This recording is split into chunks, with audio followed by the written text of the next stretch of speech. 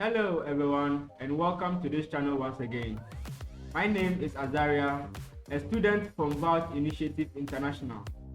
In today's video, I will be explaining to you another interesting CCNA topics you need to know. So in my presentation, I will be talking about how the applications on our desktop transmits data over the internet. And without much ado, let's begin by looking at what we will cover in today's lesson. I will explain to you the transport layer, which is the layer 4 of the OSI model, and it's going to be our main focus for today's lesson. I'll then move on to explain what a port is, and then look at the TCP protocol, and then look at how the TCP three-way handshake works, and lastly, we'll move on to the UDP protocol. So moving on. Now, have you ever wondered how the application on your desktop communicates or transmits data over the internet? I'll be using the OSI model as a reference to explain well for you to understand how the raw data are transmitted from one host and received from another endpoint without error. Looking at the OSI model, it consists of 7 layers. In this section, our focus will be on the layer 4, which is the transport layer. Okay, so looking at the charts we have on the screen are the 7 layers of the OSI model, and these are the upper layers, starting from the application layer down to presentation and section layer. These upper layers are responsible for preparing and sending the raw data. In contrast to the lower layers, it consists of the transport layer, the network, data link, and the physical layers, which also has a responsibility for encapsulating the raw packets by using headers so that the network devices like routers and switches can understand and direct traffic to the right devices. Now, let's take a look at how the transport layer makes contribution to the data transmission. Transport layer is responsible for end-to-end communication over the network and provides service to upper layer protocols. So this simply means the transport layer is responsible for tracking the conversations between multiple applications that are passing through the network. Note, the transport layer provides the logical communication between applications that runs on different hosts by simply adding a transport header on the raw data before it's transmitted. And this process is referred as the protocol data unit, which is the PDU. Okay, so looking at the contribution of the transport layer, the application layer has a lot of protocols that recognize the function of each data. For example, email traffic uses SMTP and POP3 protocols, while HTTP and HTTPS are protocols used for web browsing. So for an example would be, let's say a different protocol is received on a web server application like SMTP protocol. The data will be dropped as the web server is expecting to receive an HTTP or HTTP protocol and not SMTP protocol. So one of the best rules of the transport layer is to ensure that the data is transmitted and delivered to the intended application as it's supposed to. In our next slide, we will discuss about the transport layer protocol, how it really works. So the transport layer, every protocol uses a unique decimal number to ensure that the data is sent and received on the intended application as it passes through the network or internet. And these are the TCP and the UDP, which are commonly used in the transport layer protocols for message delivery. So in our next slide, I will talk about the difference between these two protocols I just mentioned, the TCP and the UDP. So starting from the TCP is a connection-oriented protocol, which means it guarantees the delivery of the message, while UDP is a connectionless protocol that sends the data without error correction. And under this TCP and UDP are port numbers that are used to distinguish the specific type of application. So a specific port number is attached when sending the data across the internet, and this helps the data to be received exactly to the intended application. Let me give you an example to clarify things for you. So looking at the chart shows a segment in which the raw data is encapsulated by transport header, which is the source and destination port numbers. Okay, so that will be all for the difference between the TCP and UDP. Now let's move on to port, which I will explain in our next slide. Port. A port is a 16-bit number used to identify specific applications and services. TCP and UDP, which specify the source and destination port numbers in their packet headers and that information, along with the source and destination IP address and the transport protocol, which is the TCP or UDP.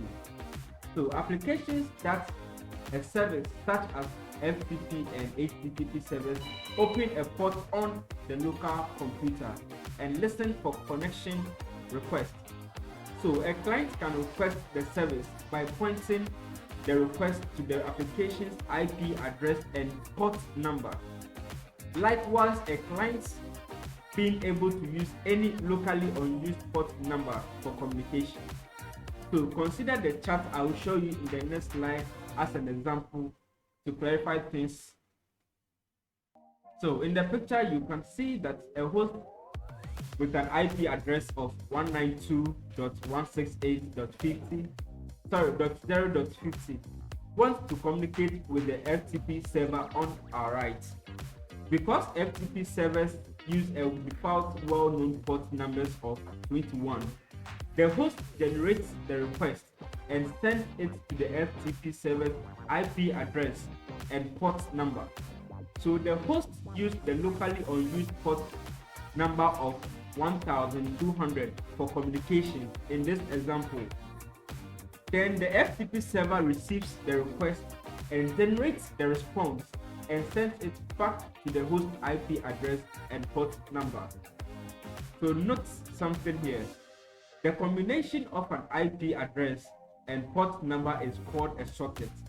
So in our example, the socket would be 192.168.0.50 and the source port number is the 1200.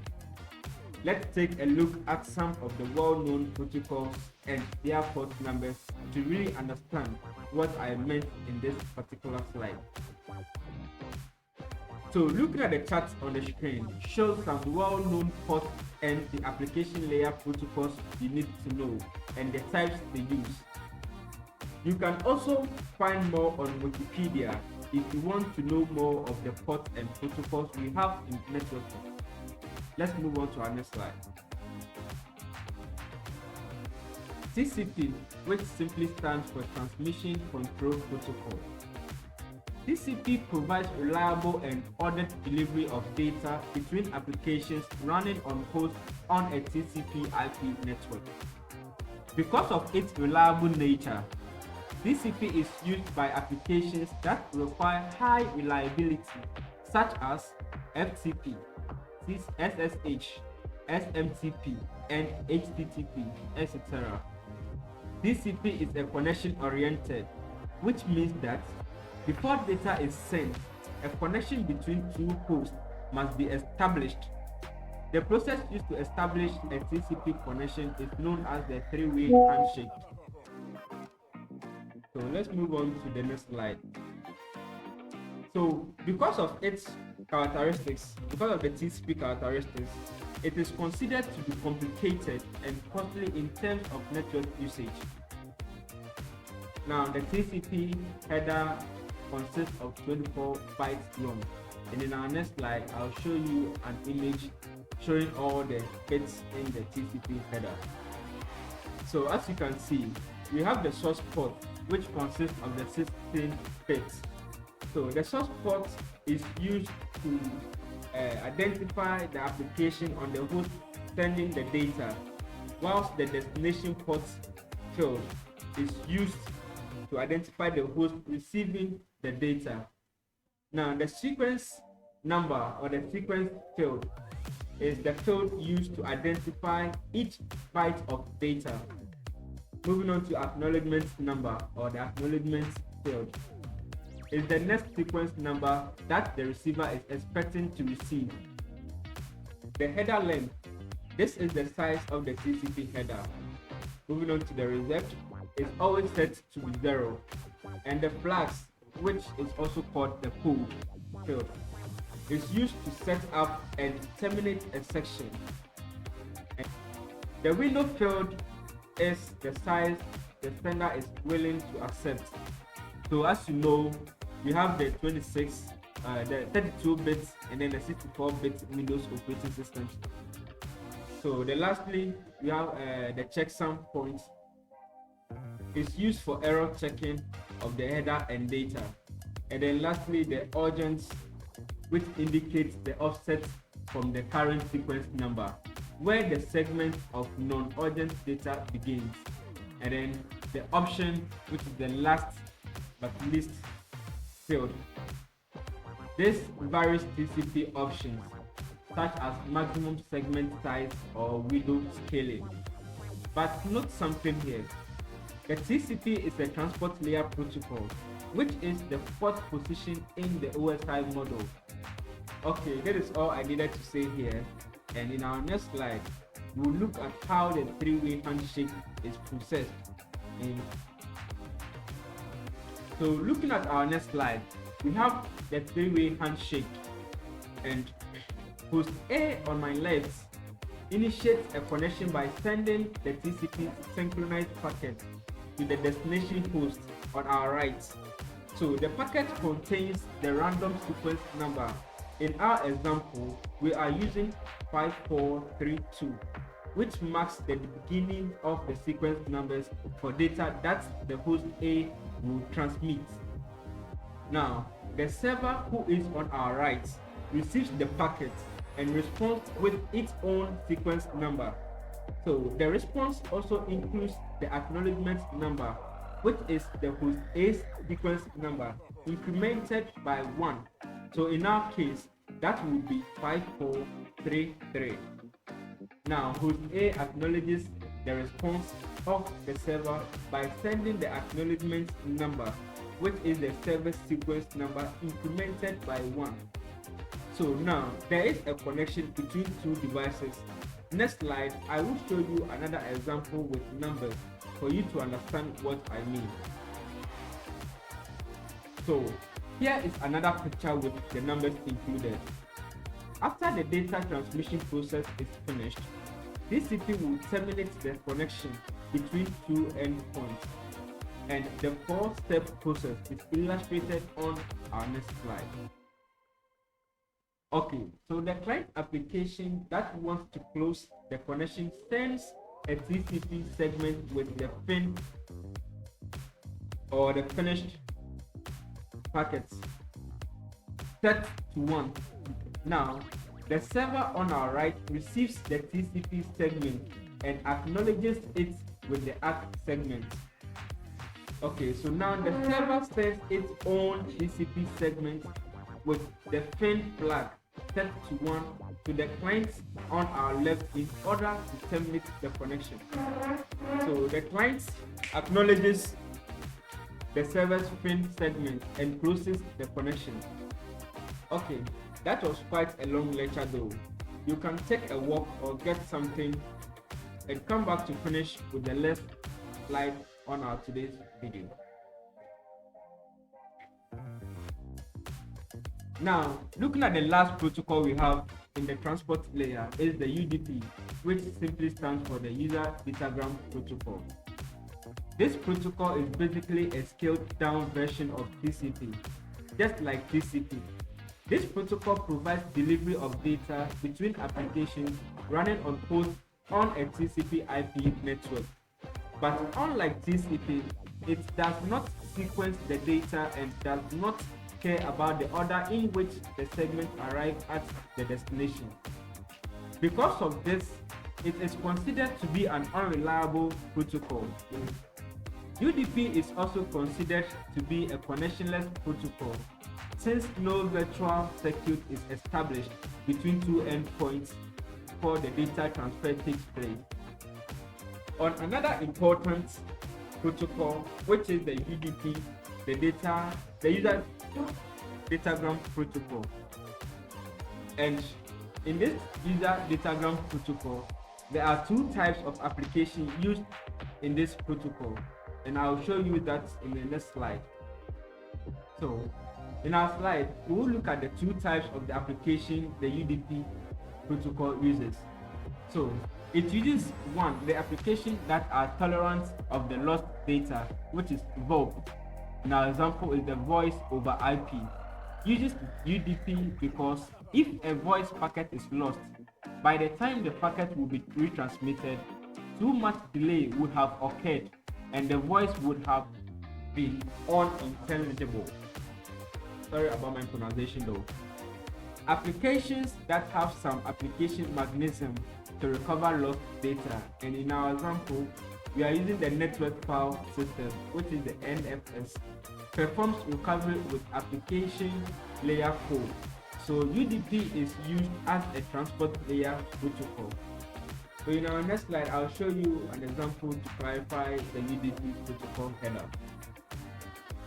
So this is how the UDP header looks like.